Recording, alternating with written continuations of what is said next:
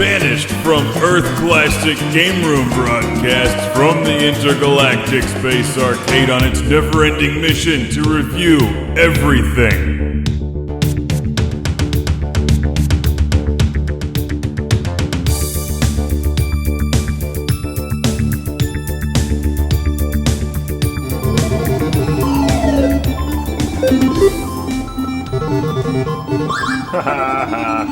Stupid ass food. Good morning, nice Ian's guys to drop by for the review of the ColecoVision Super Action Controller. Look at this thing. It's the controller I would bring to a bar fight in Mos Eisley.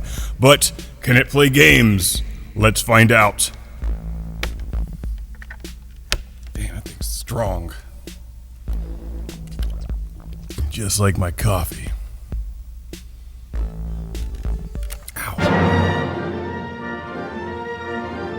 This is the standard ColecoVision controller, the one that came with the ColecoVision that looks like a telephone, the one everyone has, the average controller. And do you want to be average, or do you want to be super action ColecoVision controller person, user number one?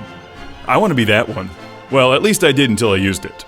But more on that later. This is the coolest looking controller I've ever seen. It has a handguard, which means they were anticipating game rage. You can punch out your opponents with the controller, strike fear into the hearts of your enemies, and then lose the game because it's actually not as good as the standard controller.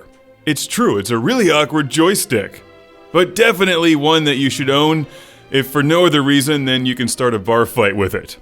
This is the controller you bring when those kids are having a PS3 versus Xbox 360 argument, and you want to punch out both of them.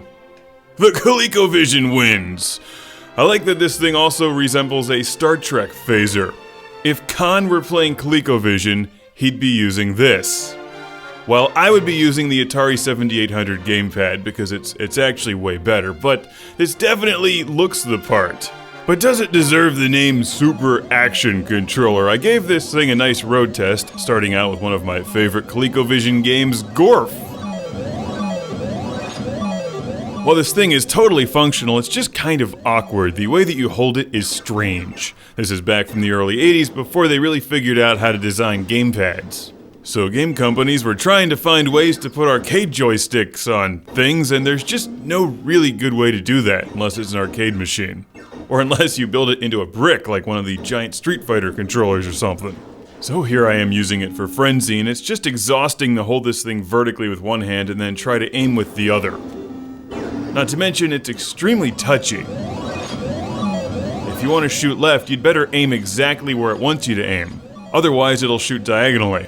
So it's not too bad for some games like Gorf. It actually works pretty well for Gorf. But Ladybug is downright unplayable because it requires too much precision, and I constantly felt like I was just wrestling with it to keep it straight in the first place.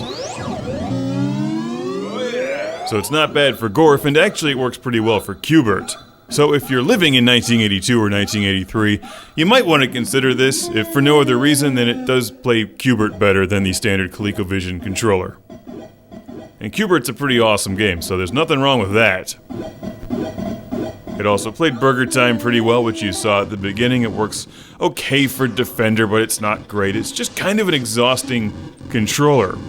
The best way to use it is to drive it into your leg for additional support, which stabilizes the joystick. Quick, everybody into the helicopter, I'm saving you.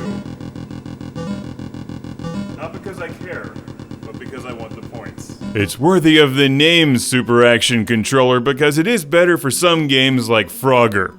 And it's definitely better in a bar fight. So a huge thanks to Ben from Buffalo, New York for sending this to the show. Is it as super as a plate of hot buffalo wings that play games? Well, I don't know because I don't think that exists. But it is super action-rific, the ColecoVision Super Action Controller.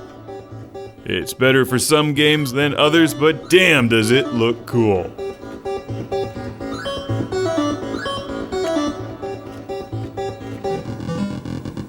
Dropping out of the helicopter so fast if it would give me a bonus, but it doesn't, because I'm fighting for